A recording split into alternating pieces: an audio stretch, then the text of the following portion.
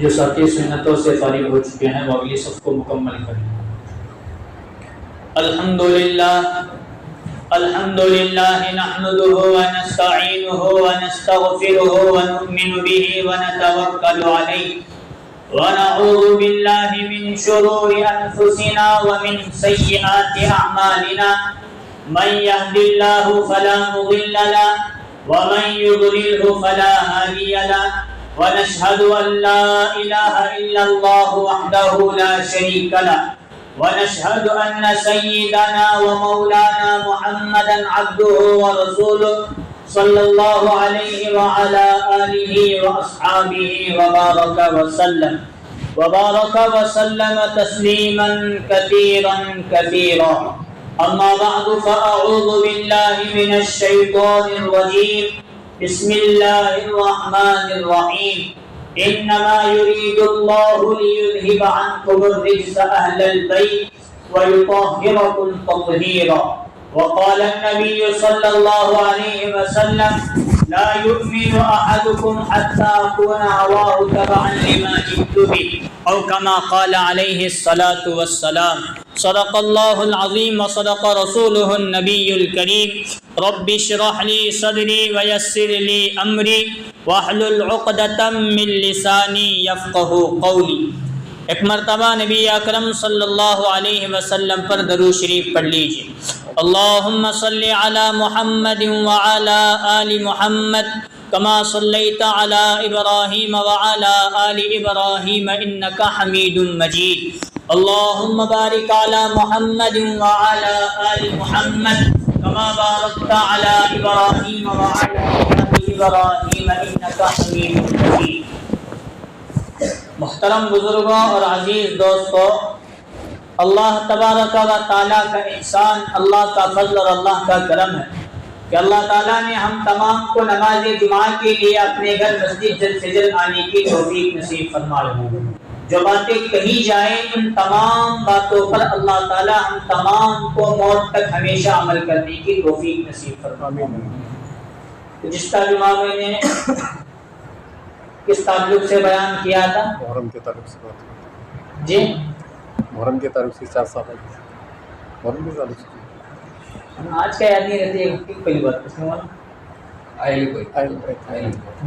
آج وہ میں بیان کروں۔ اس سے پہلے جو گزشتہ اہل بیت ایک بات صحیح ہے، اسی کے تعلق سے میں نے حضرت امام زین العابدین رحمۃ اللہ علیہ کے تعلق سے ان کے حالات، ان کی زندگی، ان کے واقعات بیان کی۔ یہ بات سمجھ میں کیا ان کی زندگی تھی اور امام زین العابدین ہیں کون؟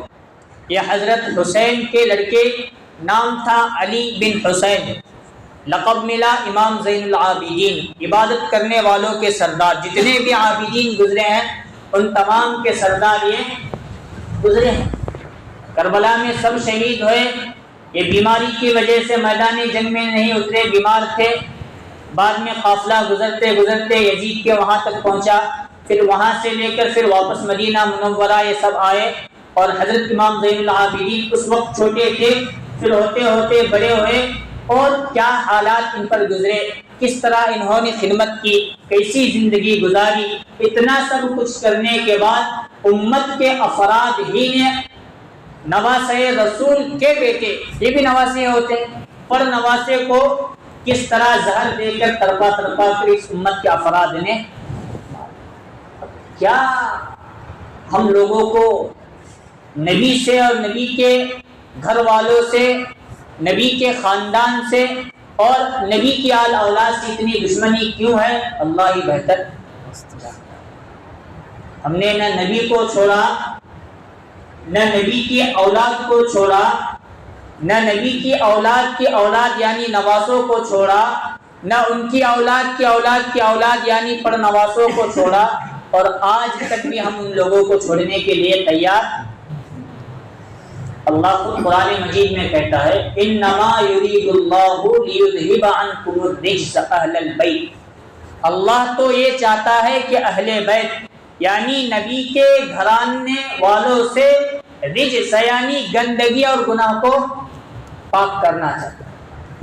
آگے وَيُطَهِّرَكُمْ تَطْهِيرًا، اور اہل بیت کو پاک اور صاف کرنا اللہ ان کو گناہوں سے بھی بچانا چاہتا ہے اور پاک اور صاف بھی کرنا۔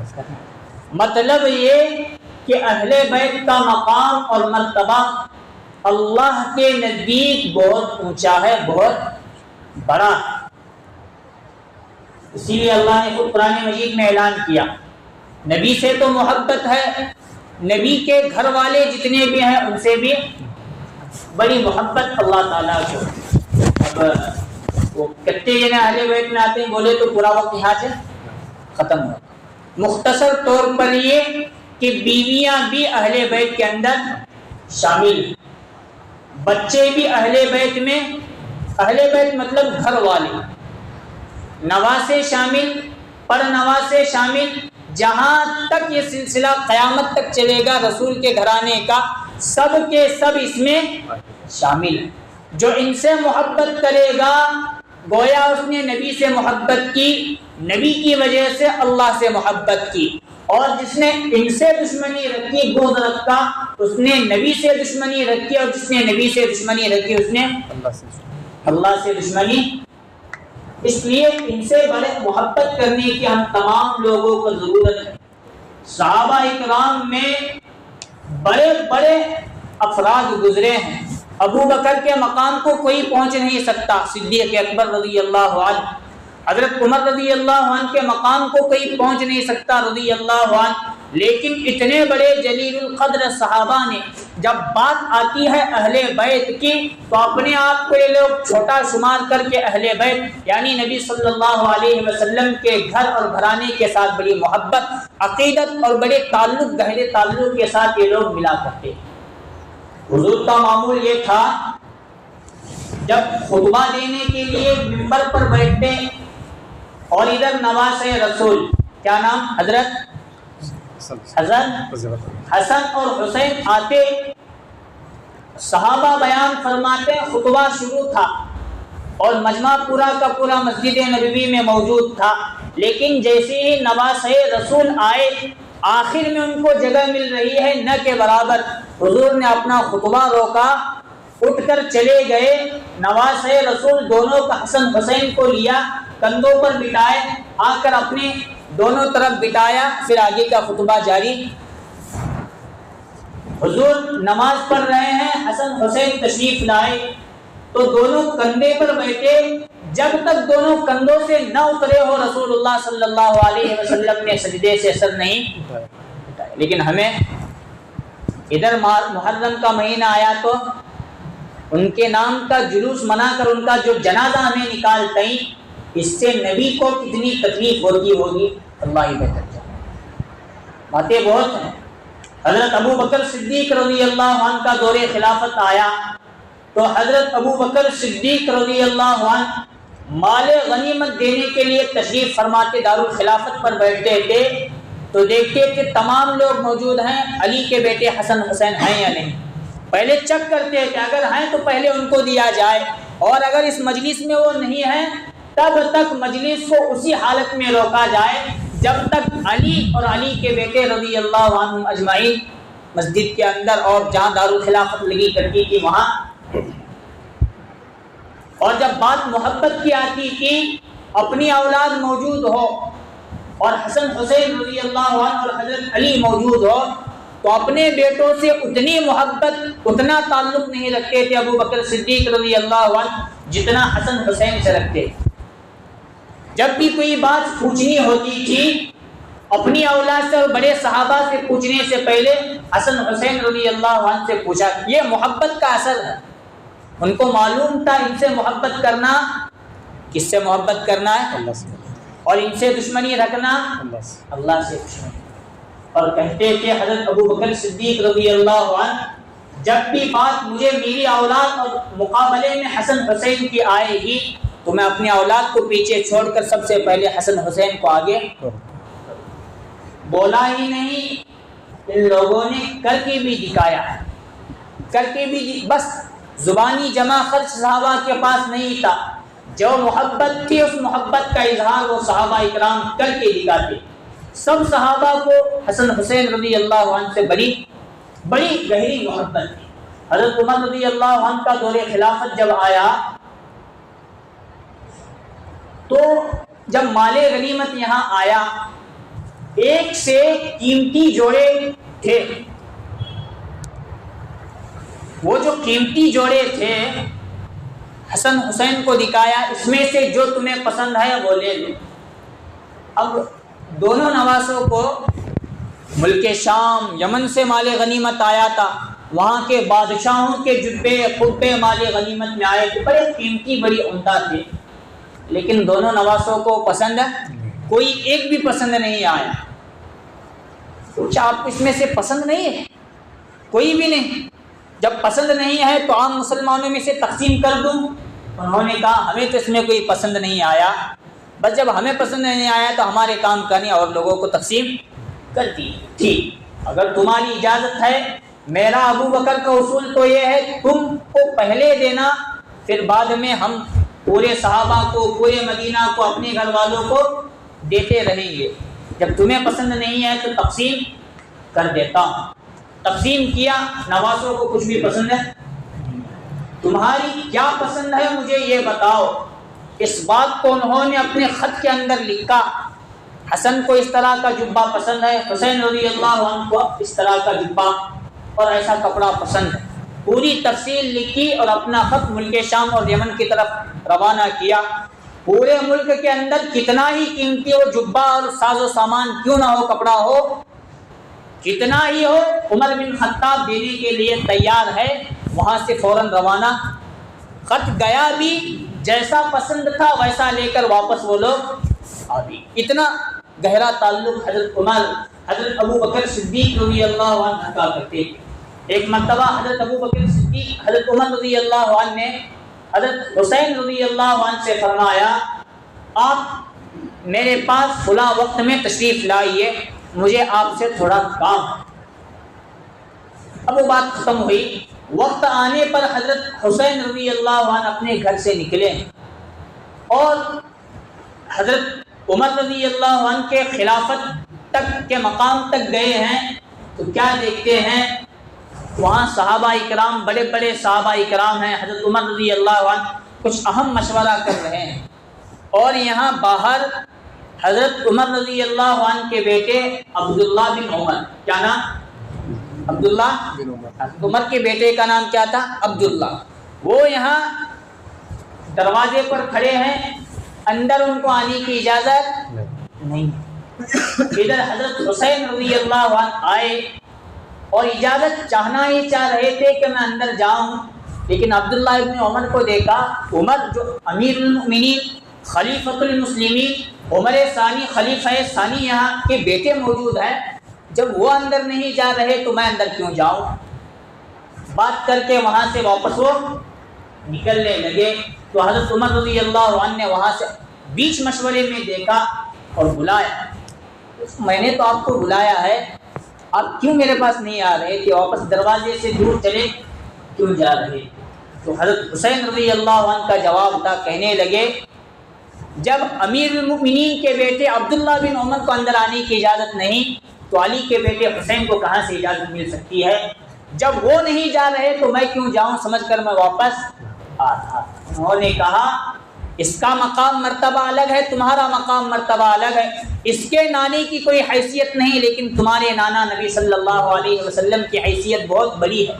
ہم لوگوں کو جو عزت ملی, حکومت ملی, خلافت ملی, دنیا اور آخرت میں کامیابی ملی, وہ آپ ہی کے قدموں کی بدولت ملی ہے. ہم آپ کو دھتکارے ایسا ہو نہیں سکتا. ہم اپنے اولاد کو پیچھے رکھ سکتے ہیں, لیکن جب بھی جس موقع پر بھی آپ کو کوئی ضرورت پڑے, امیر المؤمنین کا دروازہ ہمیشہ آپ کے لیے کھلا ہے.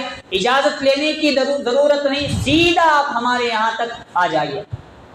یہ صحابہ کے محبت, حضرت حسن حسین اہل بیت سے محبت اتنی تھی. ایک مرتبہ بچے تھے حضرت حسین, میدان میں کھیل رہے. اس زمانے میں جو بھی کھیل ہوگا, امیر المؤمنین حضرت عمر رضی اللہ عنہ آنے لگے. ان کا رعب اور جلال مرتبہ اتنا تھا کہ شیطان بھی ان کو دیکھ کر راستے بدل دیا کرتا تھا.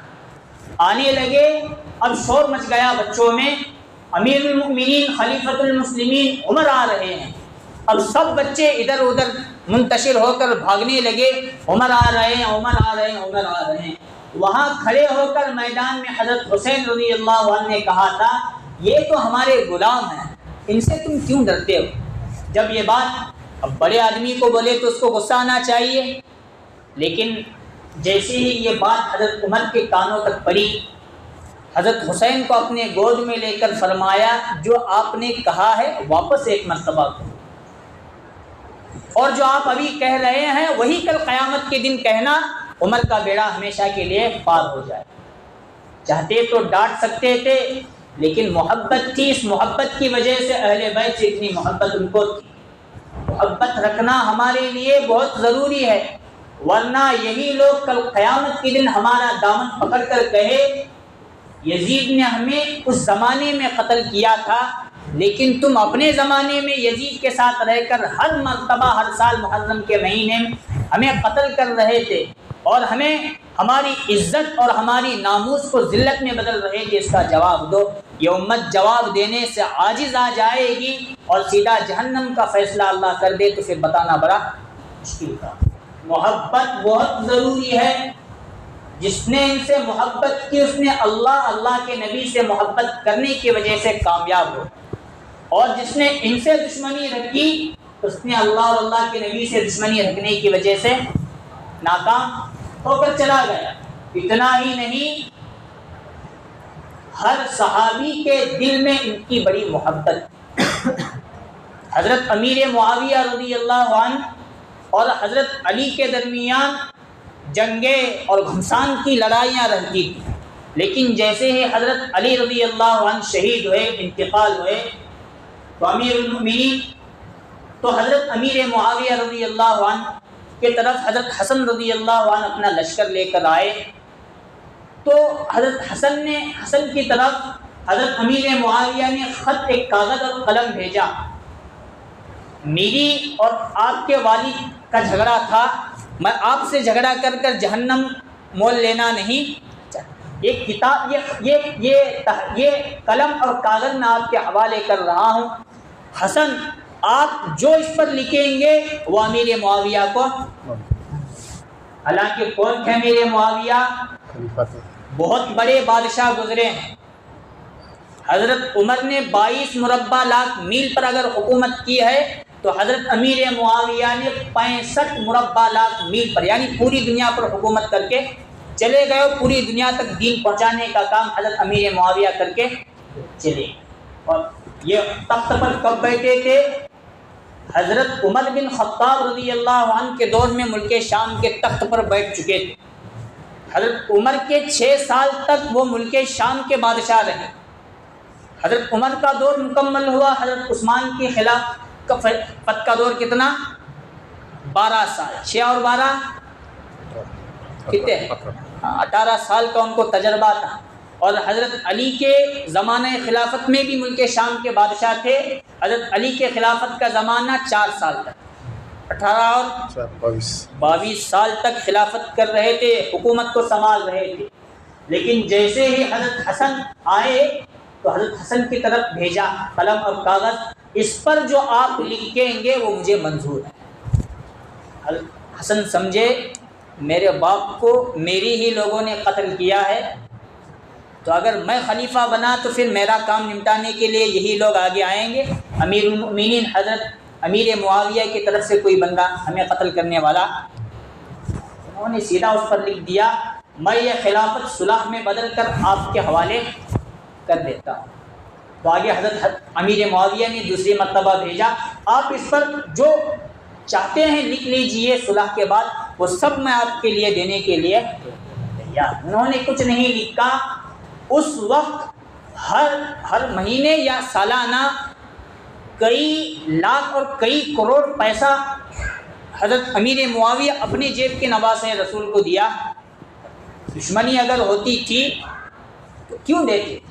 یہ ہر صحابی کے دل کے اندر محبت تھی، تو صحابہ کے نقش قدم پر چل کر ہمیں ان نواسے رسول اہل بیت سے محبت کرنا بہت، واقعات بہت ہیں، میں بات کو مختصر کرنے کی کوشش کرتا ہوں۔ وہ زمانہ اولیاء کا زمانہ، یہ سب کچھ چلا گیا۔ تو ایک کسی ملک کے اندر کسی جگہ نبی صلی اللہ علیہ وسلم کے گھرانے والے رہا کرتے تھے، ایک بیوی بچہ اور 4 بیٹیاں۔ اب وہاں ان کے گھر میں کوئی آگ لگی یا کوئی فتنہ فساد ہوا تو باپ کا انتقال ہوا، ایک ماں اپنے 4 بیٹیوں کو لے کر وہاں سے روانہ ہو گئی اور پہنچتے پہنچتے ایک ایسے ملک میں پہنچی جہاں مسلمانوں کی حکومت تھی اور زیادہ تر مسلمان وہاں رہا کرتے تھے۔ ایک مسجد کے سامنے کھڑے رہ کر وہ نبی کے گھرانے کی ایک عورت اپنے 4 جوان بیٹیوں کو لے کر مانگنے کی نوبت ان کو آ پہنچی۔ جب مسجد کے تمام لوگ چلے گئے تو اس عورت نے جو سید گھرانے سے تعلق رکھتی تھی پوچھا، میں سید ہوں، اگر تمہارے گاؤں کے اندر کوئی ایسا مسلمان جو مالدار ہے نبی کے واسطے سے ہمارے گھر کو آباد کرے اور بسائے تو کتنا اچھا ہو جائے۔ مسجد کے مؤذن صاحب نے ان کو حوالے دیا، فلاں ہمارے اس گاؤں کے فلاں بستی کے اندر ایک بڑے امیر گھرانے سے تعلق رکھنے والے ایک مسلمان، ان کے پاس جاؤ، نبی کا واسطہ دو، شاید وہ تمہاری کوئی مدد کرے۔ اس گھر کے دہلیز تک جا کر انہوں نے ایسا ایسا ماجرا پیش آیا، ہمارے شوہر کا انتقال ہوا، میں بیوہ ہوں، یہ بچیاں یتیم ہیں، ہم نبی صلی اللہ علیہ وسلم کے گھرانے سے تعلق رکھتی ہیں۔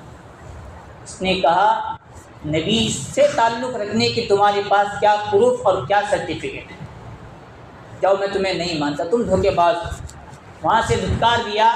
پھر مسجد کے دروازے پر آئے تو مسجد کے مؤذن صاحب نے پھر بتایا، اگر اس نے نہیں کہا تو ہمارے گاؤں میں ایک پنڈت جی رہتے ہیں، پھر مسلم کا نام لیا، ان کو ہم نے نبی سے محبت کرتا ہوا دیکھا، سب نہیں کرتے لیکن تھوڑا بہت جب نبی کا نام آتا ہے تو ادب و احترام آج بھی لیتے ہیں، جب شاید وہاں تمہارا کچھ کام نہیں۔ وہ عورت اپنی بچوں کو لے کر جو گئی اور نبی کا واسطہ اور نبی کے گھرانے کے بات کی تو اس نے اپنے گھر کے اندر جگہ دی، ان کو اپنے پیسوں سے گھر دلا دیا اور ان کے رہنے سہنے کا انتظام بھی کیا۔ اب کسی بزرگ نے خواب میں دیکھا کہ ادھر نبی صلی اللہ علیہ وسلم موجود ہیں، وہ مالدار مسلمان نبی صلی اللہ علیہ وسلم کے پاس جا رہا ہے اور حضور اس کے پہچاننے سے انکار، وہ بندہ کہہ رہا ہے میں آپ کا امتی ہوں، آپ پر درود پڑھنے والا، آپ کا کلمہ پڑھنے والا، اور آپ مجھے نہیں پہچانتے۔ ادھر سے پلٹ کر نبی صلی اللہ علیہ وسلم نے جواب دیا، تو میرا امتی ہے، اس بات کا پروف اور سرٹیفکیٹ مجھے دے۔ اور وہ بندہ کیا دیکھتا ہے، دیکھنے والے بیان کرتے ہیں، وہ بندہ اپنی پہچان پہچاننے کے لیے نبی کے پاس آیا ہے اور نبی کے پاس وہ غیر مسلم شخص وہاں بیٹھا ہے اور بیٹھ کر کلمہ پڑھ کر جنت بھی حاصل کر رہا ہے۔ یہ محبت کریں گے انشاءاللہ ایمان محفوظ رہے گا، چھوڑ دیں گے ہم کب کا کب دشمنی پر اتر آئیں گے اور ہمارا ایمان کب چھن جائے گا بتانا بڑا مشکل کام ہے۔ اس زمانے میں ہی یزید نے فقط ان کا خون بہایا، اتنا ہی نہیں، جب محرم آتا ہے تب ہم ایسے جلسے جلوس کے اندر شرکت کر کے خاندان کا خاتمہ کر رہے ہیں، اس کے اندر ہمارا بھی شمار آتا رہے گا جاتا رہے گا۔ سمجھداروں کو سمجھنے کی بہت ضرورت ہے۔ حضرت عبداللہ ابن مبارک رحمۃ اللہ علیہ بہت بڑے ولی، بڑے محدث، بڑے مفسر، ان کا معمول تھا 1 سال مستقل جہاد کرتے تھے اور 1 سال درس و تدریس میں لگا کرتے تھے اور 1 سال حج کے لیے۔ جس زمانے میں حج کے لیے نکلے ہیں، بصرہ یا کوفہ پہنچے اور بازار میں گئے سواری خریدنے کے لیے، کیا دیکھتے ہیں، ایک پردے میں ایک عورت پورا کھٹکھٹ جو سجنے کی جگہ رہتی ہے، وہاں ایک مرا ہوا بطخ ہے، اس کے پروں کو چھل رہی ہے اور اس کا گوشت لے کر جا رہی ہے۔ تو حضرت عبداللہ ابن مبارک رحمۃ اللہ علیہ کہنے لگی کیسی مسلمان عورت ہے، مرا ہوا پرندے کا گوشت اٹھا کر لے جا رہی ہے، کیا ماجرا ہے؟ تو وہ پیچھے ہو گئے۔ جب وہ عورت اپنے گھروں کے اندر گئی اور گوشت کو کاٹ کر دھو کر پکانے لگی تو حضرت عبداللہ ابن مبارک رحمۃ اللہ علیہ پہنچے اور جا کر اسے سمجھایا، یہ تو مرا ہوا گوشت ہے، اس کو نہیں کھایا جاتا، یہ حرام ہے اسلام کے اندر۔ وہ کہنے لگی اسلام کو میں بھی جانتی ہوں، لیکن فاقے کی نوبت ایسی ہے، آج کئی دن گزر گئے، میں اور میری بچیوں نے اپنے حلق کے اندر ایک لقمہ نہیں ڈالا ہے۔ شوہر کا انتقال ہوا اور لوگ دیکھنے والے بھی، اب مدد کرنے والے بھی اور ہم لوگ ہیں نبی صلی اللہ علیہ وسلم کے گھرانے کے افراد۔ یہ بات جو حضرت عبداللہ ابن مبارک نے سنی تو حج کا ارادہ ملتوی کر دیا۔ حج کے جتنے بھی پیسے تھے وہ تمام کے تمام پیسے حضرت عبداللہ ابن مبارک رحمۃ اللہ علیہ نے ان کے گود میں ڈال کر پھر اپنے ملک تشریف لے گئے۔ جب حجاج کرام حج سے فارغ ہو کر واپس آئے، عبداللہ ابن مبارک رحمۃ اللہ علیہ ملتے تھے اور ان کو کہتے تھے اللہ تعالیٰ تمہارے حج کو قبول فرمائے، تمہارے سعی کو قبول فرمائے، تمہارے طواف کو قبول فرمائے۔ پلٹ کر وہ بھی کہتے تھے کہ اللہ تعالیٰ تمہارا بھی حج قبول فرمائے۔ کئی لوگوں کو مبارکبادی دیتے، ہر شخص پلٹ کر یہی کہتا عبداللہ ابن مبارک ہم نے تم کو مینا کے وادی میں دیکھا، طواف کرتے ہوئے دیکھا، جمرات میں دیکھا، عرفات میں دیکھا، فلاں فلاں جگہ تم بھی وہاں کر رہے تھے، تمہارا بھی حج اللہ قبول۔ عبداللہ ابن مبارک کو یہ بات سمجھ، میں گیا نہیں اور مجھے حج کی مبارکبادی دی۔ خواب میں نبی صلی اللہ علیہ وسلم نے آ کر بشارت دی تم نے میرے گھر کی ایک عورت کی عزت کی حفاظت کی ہے۔ میں نے اللہ سے دعا کی اللہ عبداللہ ابن مبارک کی طرف سے ہر سال ایک فرشتے کو مقرر کر جو حج کرتا رہے فرشتہ لیکن ثواب ملتا رہے عبداللہ ابن مبارک رحمۃ اللہ۔ بس نبی کے گھرانے کی ایک عورت کی عزت کی حفاظت انہوں نے کی تو اللہ تعالیٰ نے اب قیامت تک ہر سال، حالانکہ عبداللہ ابن مبارک کے انتقال کر کے کئی سو سال گزر چکے ہیں، لیکن ہر سال آسمان سے ایک فرشتہ اترتا ہے حج کے موقع پر اور عبداللہ ابن مبارک رحمۃ اللہ علیہ کی شکل و صورت میں پورا حج کرتا ہے۔ اس کا ثواب کن کو پہنچتا ہے؟ حضرت عبداللہ ابن۔ یہ واقعات، ان باتوں سے پیغام اور سبق یہی دینا ہے کہ اہل بیت کو چلر اور ہلکے میں مت لو۔ ان کی محبت ابو بکر کے دل میں تھی، ان کی محبت عمر کے دل میں تھی، ان کی محبت تمام صحابہ کرام رضوان اللہ تعالی علیہم اجمعین کے دل میں تھی، ان کی محبت تابعین، تبع تابعین، اولیاء کرام، غوث، قطب، ابدال، بزرگان دین، علماء کرام کے دل میں تھی، تو ان کی محبت ہمارے دل میں آنا بہت جانے انجانے میں اگر ہم نے ان کی توہین کی تو ہمارا ایمان سلب ہو سکتا ہے، یا ہم بڑے گناہ کے مرتکب ہوں گے تو توبہ کی توفیق کے بغیر اللہ تعالیٰ دنیا سے اٹھا کر لے کر جائے گا۔ پھر حشر قبر میں کیا ہوگا، پل صراط پر کیا ہوگا، قیامت میں کیا ہوگا، بتانا بڑا مشکل کام، کیونکہ ان کی محنت، ان کی قربانیوں کے نتیجے میں ہم لوگوں تک دین آ کر پہنچا ہے۔ اللہ تعالیٰ سے دعا ہے اللہ تعالیٰ ہم تمام کو ان کئی ہوئی باتوں پہ عمل کرنے کی توفیق نصیب فرمائے۔ اہل بیت نواسۂ رسول صلی اللہ علیہ وسلم سے سچی پکی محبت نصیب فرمائے۔ آمین وآخر دعوانا ان الحمد للہ رب العالمین۔